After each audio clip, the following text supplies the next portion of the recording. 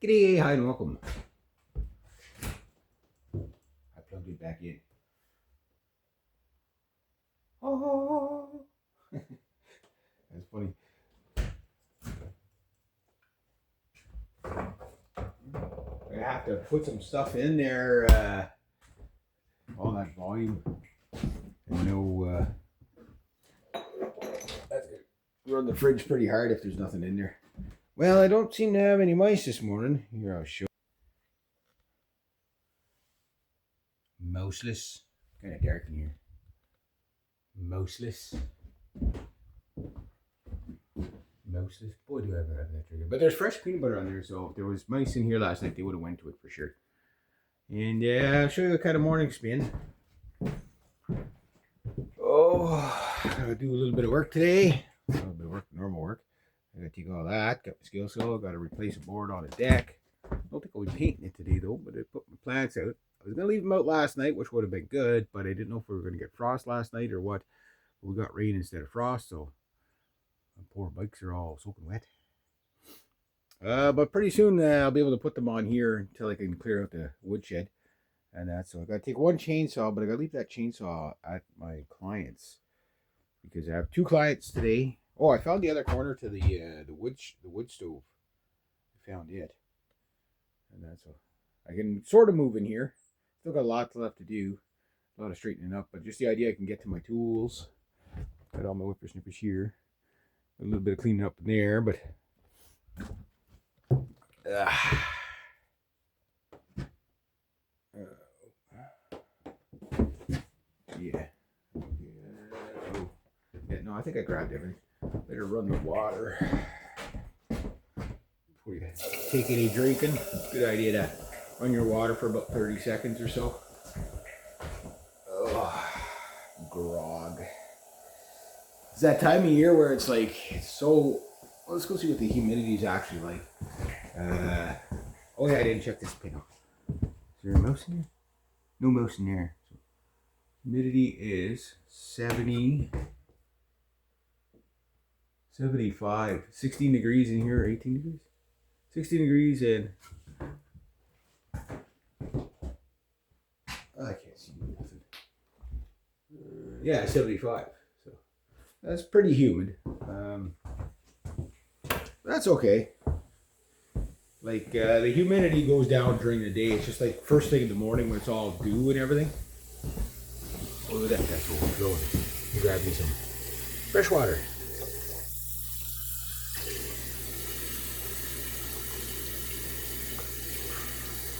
That'll set you up for the day.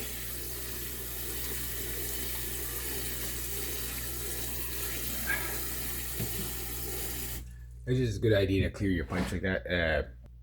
When you're going to water, it runs everything out of the pipes before you start drinking it. So I got all those knives and stuff. I got to figure out which ones I'm going to keep.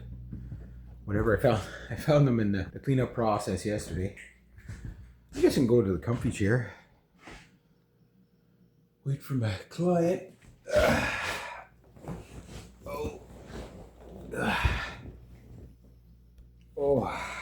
There we go. Sit down in this chair, but I don't want to get back into it. It's comfy.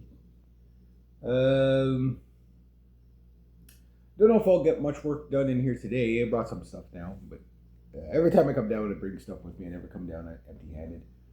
And today I gotta replace a board on a deck, a couple of other things. Then I gotta, for another client, I have to get some planters or some plants replanted, dig up some stuff, and so. But I don't know how long of a day it's going to be. I don't think it's going to be that long of a day. Might be my normal, but we'll see. And then tomorrow, I don't know, depending on what the weather does. Depends on whether I cut grass tomorrow or not. I'm in that kind of touchy spot of the year where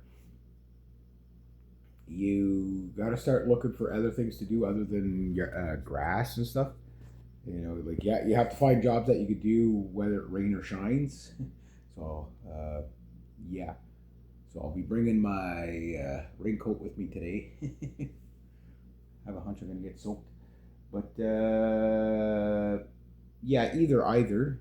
either I can get all that done, make a little bit of money, and then tomorrow drop off my hours at the other place, hopefully make a little bit of money, hopefully a lot of money. I need a lot of money. I need a lot of money right now. Yeah, just to get me through the winter there. It's going to be a tight one, guys. It's going to be a real tight one. But it also depends when I find a vehicle too. I haven't seen anything worthwhile going and seeing yet. You know, like there are vehicles that are pretty prestige, but they're way out of my price. Like it goes from junk to like good is kind of like $15,000, $10,000 to $15,000, depending on a car or truck.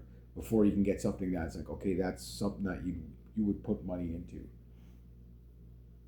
My Thunder was kind of like the borderline, but the problem with Thunder is it's at the point like, yeah, the body and all that was pretty good on it, and I still have the truck, obviously. But if I could sell the truck, I'll sell the truck. But if not, like if I can, but I need like $8,000 to fix everything on it, like to resafety it. So it's like, plus I got to figure out what was wrong with the engine. I mean, it's just, yeah, that one, like, but it was at the point where if you had a second vehicle and you had a garage, you could, go through it and see if you could,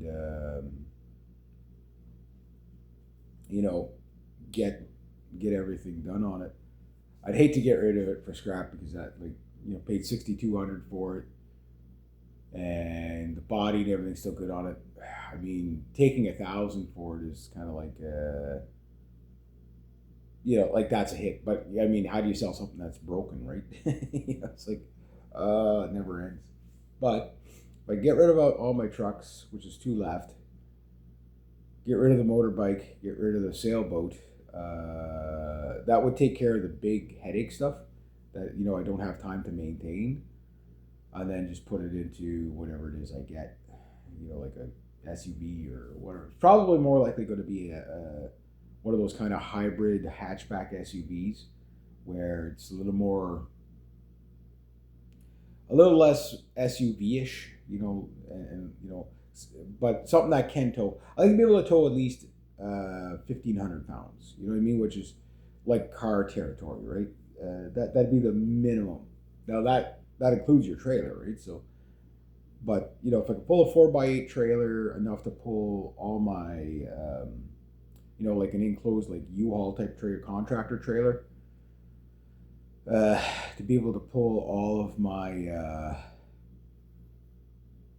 like a riding mower. I don't have the riding mower yet, but like a riding mower and all my yard working equipment, tools, chainsaws and such. Yeah. I got to go ahead on the back fence there to be able to clear out all the trees I want. I was talking to my uncle yesterday. They were walking down the road. They were going to come and steal some of my rhubarb. And it's like, good luck finding it. It'll eventually come back, I'm sure, once I clear out there. But the raspberry briars have overtaken it. So I'm hoping the rhubarb patch comes back because it's like a 100-year-old rhubarb patch, right? So my uncle's like, yeah, I was glad to see you start to clear the place. It's like, yeah. So it's like, okay. So I said, yeah, would you mind if I cleared that fence there, that big pine tree? He goes, yeah. He goes, I hate those. He goes, that's not the pine tree. The pine trees I like, thank God. So I can clear that whole fence line, which means my apple tree will do well. But that's also right where I'm going to put grapes. Like you couldn't pick a better spot on the property to put grapes other than there. Nice and open and everything like that. That'll be next year that I get the grapes, but that's the plan. Take out the old fence, just put up a grape trellis, and yeah, that'll be cool. So I'll have apples and grapes. I wish they would have planted a pear tree though. I think they tried, but it didn't take. I think my uncle tried, but it didn't take. But, like if you get property and you're young, like say you're in your 20s, whatever, just go spend the $16 per plant type of thing. Or, even if it's $100, just go buy the trees, put them all in. So when you're my age, you get all these like, right now it's raining pears at one of my clients there. That pear tree is just polluted with pears, and it's like it's pretty glorious. You know what I mean? Like that's pretty awesome. But yeah, no, maybe if I get back in time, I might see if I could dig the back wall a bit again. I haven't seen any water in the basement, but it didn't really pour yet. So I've only seen water in the basement once since I've taken over the place, and that was when it rained for like 3 days, but like really hard rain. So what I don't know is that what level of rainfall we need to get it to leak in the basement. Not that I want it to leak in the basement, but just to know when it's going to leak in the basement. But so far, I was almost done the dishes, but then I found some more. But I got to go through. I'm not going to keep everything that I got there, but that I'm not worried about. I mean, that I can, that's going to be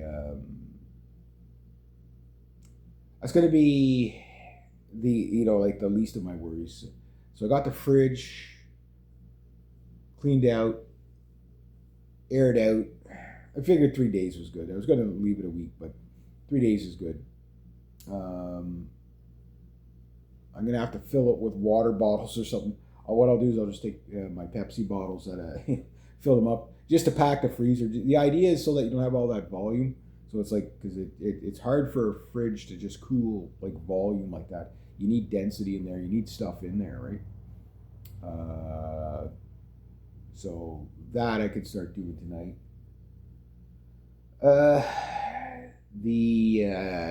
I got quite a bit done yesterday. I didn't do all the things I wanted to do, but like I say, the outdoor yard work, like dropping trees and stuff like that. Like the priority right now, we are the 24th of September. Okay, is the back wall and the windows, right? If I get the basement cleaned out, that would be great too. I could start doing that, hucking those pipes. I'm not going to get rid of those pipes because you never know if I ever have to put in a new ventilation system or a new heating system. I've got it all, right? So I'll store it in the woodshed for now, rather than in the basement. So it allows me to clean up the basement because with all those pipes and everything on the ground, it's hard to clean up when all that stuff's in there. But I'll get that stuff out of there. I still got to go into the crawl space and really investigate the back wall. I can now stop I got to get some caulking to do it, but the leak from the bathroom into the drum room, I saw exactly where the leak comes out. So the good news is it's not coming out from underneath the tub. So the good news there is that means whatever condensation under the tub is, it's not an actual leak. So it's not pipes leaking. It's not the water going into those holes that I covered with the duct tape. I need to get to a hardware store and pick up quite a bit of supplies for that stuff. But that stuff I can do during the winter. It doesn't matter. If I don't get to it now. But the wall, only going to get so many more days. Frost, I can deal with frost, but I can't deal with the white stuff on the ground, right? So I really want to dig that back really well so that I have a chance for the winter. And then see if I can get some styrofoam sheets, put it all around the base of the house. It won't probably stop it completely from leaking, but it does add an extra barrier. But it also, the big one is that it insulates, right? Because the basement gets really cold, and my fear is my water freezing, right? You get a good week of -40 or something like that in the wintertime. It'll freeze things up pretty fast. So yeah, so we're at high humidity levels. It's a little bit mustier in here with the higher humidity, which I anticipated. So the damper it gets until the heat comes on, I'm probably going to have to run the dehumidifier a lot more just to take those humidity levels down. But there's still airflow in here, so I'm not worried about mold and stuff like that growing. Like I'm sure in some spots it is, but that's like inside something that it's probably in the basement or whatever. But no, keep the air flowing. I think fans and the like this will be a good test for like the dehumidifier and stuff like that. Like I can run the dehumidifier, but I got the windows open, right? So like once I have to keep once it's in the minuses and I have to keep the windows closed, by that time I'll have the baseboard heater on. But we'll see what the humidity levels do, and depending on what the humidity levels do, will depend on how often I run the dehumidifier. Because like fans first, right? Because they're cheaper to run. A lot of times, if you just have air moving around, that's enough. It kind of breaks up the humidity a bit. But when you get to a certain humidity level, like like in the 70s and the 80s, it just stays muggy, right? So that's any place. New or old, doesn't matter. So when it's an older place like this, you get more of a mustiness smell. Not impossible to deal with, and definitely not too bad. Like you can live with it. Like it's something that it's there, right? So a good way to eliminate it is just to lower the humidity through the dehumidifier. I could go back to bed. It's that kind of time of year where it's just gray and gloomy and damp. It's like I just want to go back to bed. But I got to go to work and do stuff. But things are coming along. I mean, once I get the veranda completely cleared out and the basement cleared out, which is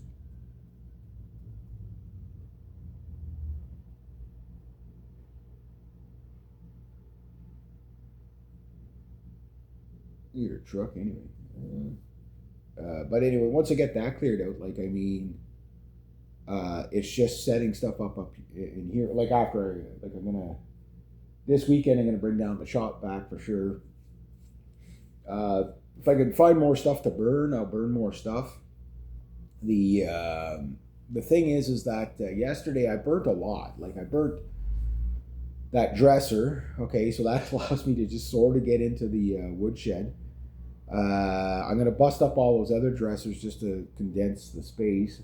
But it's particle board, so I don't want to burn particle board and the formica and stuff that's on it because that's pretty toxic, right? So, but like wood chunks and cardboard, I'm gonna go through there and whatever's burnable, I'll burn. The recycling is almost 100% full again, so now I gotta wait till next Monday for the garbage to go, and then like it's every week. It's an alternate, right? So garbage 1 week, and then you get garbage 1 week, and then you get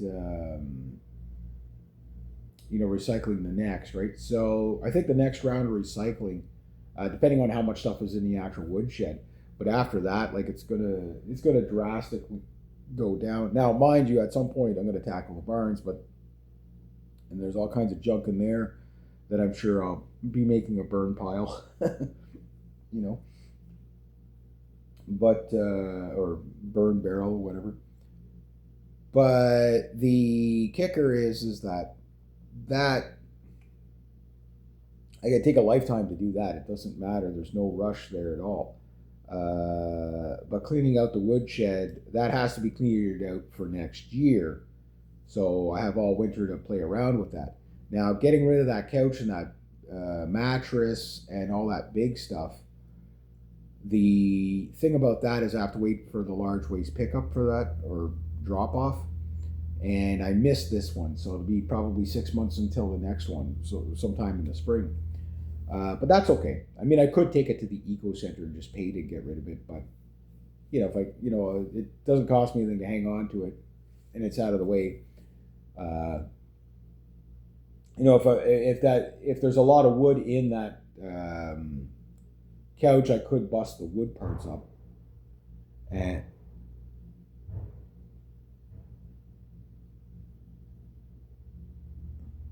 dump truck.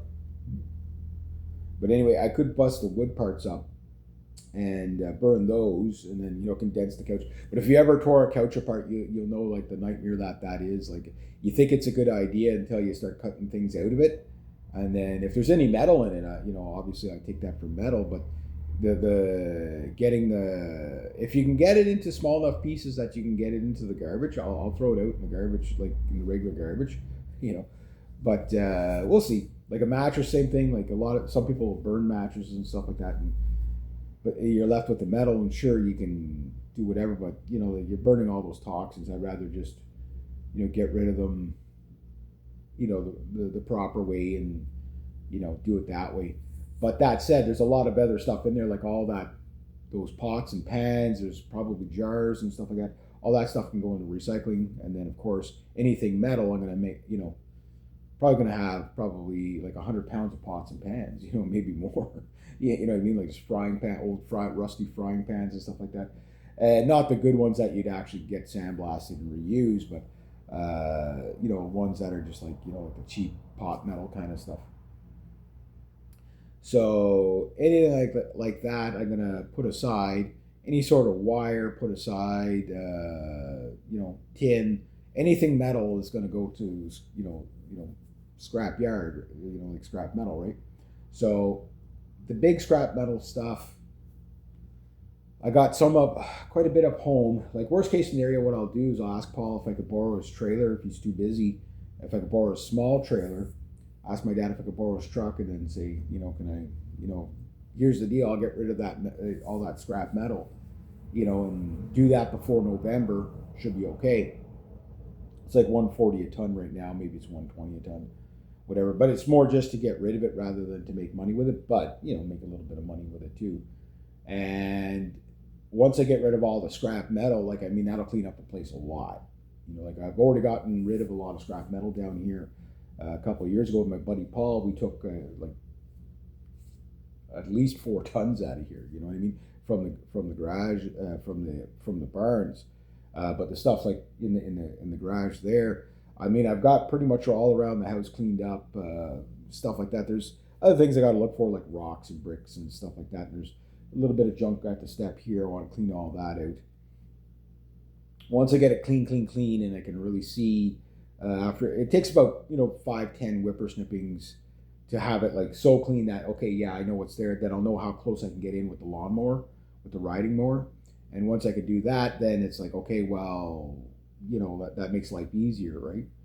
And maybe this weekend I'll get the grass cut too. I got to pick up a little bit of gas to do that. But yeah, if I can cut the grass at least once before the end of the season, the advantage there is like next spring, it'll just be that, it won't be as high, like it'll be easier to cut in the spring and stay on top of it, right? Even if I only cut it like once every 2 weeks, that's fine for me, as long as I know where I can go. And my dad said, well, just follow you can see the line, what I did, even though it's overgrown a bit, you can see the line that I did, you go stick to that line and you'll be fine. But, if I want to cut down on the whippersnipping, I have to get clear. Like that little patch there that I whippersnipped, that got so bad there, I don't know what would be in there. I can't remember, but I used to remember it as, maybe I think you can, just because of the arc of it, you can only whippersnip it. But if you can go down it with a mower, you save yourself a lot of time, right? Because I think that little bit there takes like 15 minutes, 20 minutes to whippersnip through. So like, there's gonna be a lot of whippersnipping in the beginning for sure. Especially with the brush cutting and stuff like that, which maybe Friday, depending on what my client wants to do, if they're home, if she's home, I'm going to say, come and get me with my polearm chainsaw and I'll drop some branches for you. I'd love to be able to do that, make some money with that thing, and then bring the brush cutter too. And, get some work done there, because last week it was all like digging. At least this week, well, today there's going to be a bit of digging, but at least I didn't have to do any real heavy digging on Monday. So It's kind of like if I start off Monday with a really hard work week, it seems like the rest of the week is just, ugh, my body's just like shot. But if I can get all those things done that I want, and have this place ready for the winter, I mean, there's really not that much to do, but it's got to get done before the snow flies, right? So the plastic, I want to get that. Maybe I get that this weekend. Ask my dad if I could borrow the truck and go, like just pick up. I got about, well, today I'll have $200 worth of supplies that I could buy for here without touching the house fund. That'll go into, like I was explaining how I divided my money up. That'll go into I didn't hear anybody coming in, but better make sure my client isn't there. Oh, but that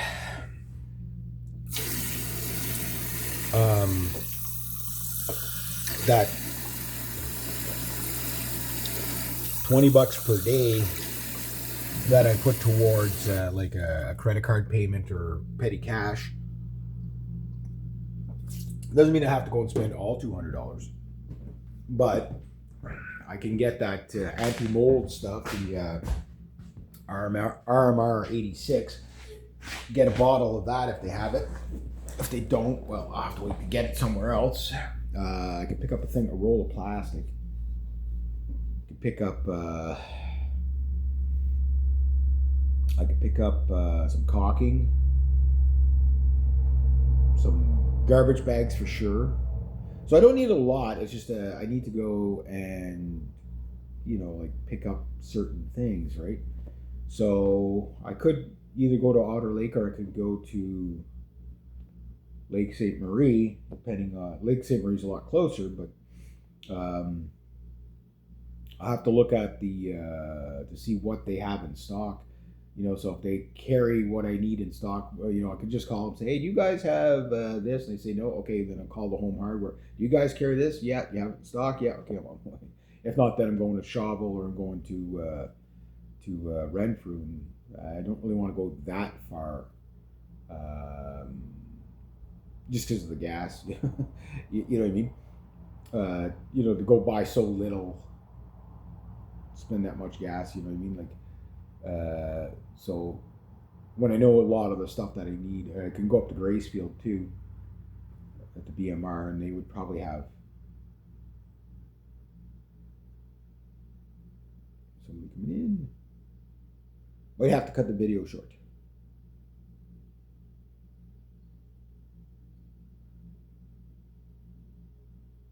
Nope, I guess they're going by. Usually I can hear them when they make the turn. I'd be able to see them as soon as I get that all cleared. I can't drop the branches on the oaks or anything like that right now because I'll have to wait till spring to do that. It doesn't really matter for this time of the season. But that's the other thing too. Once I drop all the branches, the really low branches, I'll be able to get in closer with the riding mower. So there's a lot of things too. I'm already kind of sort of planning some rock bed gardens. Something that'll be, easy enough to take care of. They're not going to be monstrous, but, something to add a little bit of color during the spring, right? So, it should be pretty good. It should be pretty good. But, yeah, so I've got to pick up some supplies. Once I do that, like I say, get the window. I've already got the staples. I got the staple gun. I got all that stuff. The roll of plastic, I'm going to go with the heavier plastic. I don't need a big roll, just but whatever plastic I buy, I'm going to use it up eventually anyway. So I can even put plastic against the wall for the winter. The foam, I'll wait for the foam because we might have some kicking around here. I got to check the woodshed. But I don't need very many pieces, just enough mainly to cover the back wall. But if I can have enough to cover the whole way around, that would be good too. But I'm more concerned about the back wall than anything else. So if I can cover the back wall, plus dig it out and all that, and divert the leaking. If digging it out does the solution, that would be the best. But then next spring I'll have to tar the wall, dig it down a bit more and tar the wall and stuff like that. Also, there's only 3 cinder blocks on the back wall, so I got to watch how much I dig out there because it is only beach sand back there. It's not really well packed, right? So I got to think of the integrity of that wall in the back. Don't want to wake up one morning and half the house is slumped into a hole. You know what I mean? I mean that's probably why the house is like this. Like it's just. I mean, back in the day, people just built things with on the budget they had. And they weren't engineers and stuff like that, so they just got away with whatever they got away with, right? So, but yeah, if I could seal up that back wall and over time, go around the entire basin of the place, but kind of one of those things that like just deal with the problem. Like if it ain't broke, don't fix it. Because there's a lot of stuff to. There's not a lot of stuff to do in here, but there's depending on what you want to do, right? Like if you want it to look like the Ritz, well, yeah, you're going to spend a ton of money. I mean, if you just want it livable, you're not going to have to spend that much. Mainly just clean it and go from there and just deal with any sort of moisture issues, right? So, anyway, I'm going to leave it at that because my client's going to be here really soon anyway. And yeah, get myself motivated a little bit. Yeah, it's just, I don't know, I just want a really, really kind of day. So gloomy out. I find these gloomy days just make you want to sleep. That's why I'm not going to sit there. Well, I don't know. This is probably worse to be sitting in the rocking chair. I don't want to get out of it.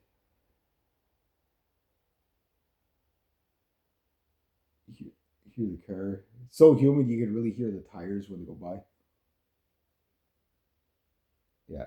There was a cop car went by twice yesterday. I heard something. There was a little ruckus in the middle of the town, I guess. Don't know what that was, but hopefully nothing serious anyway. Ugh. Okay, time to wake up. All right. Anyway, there we go.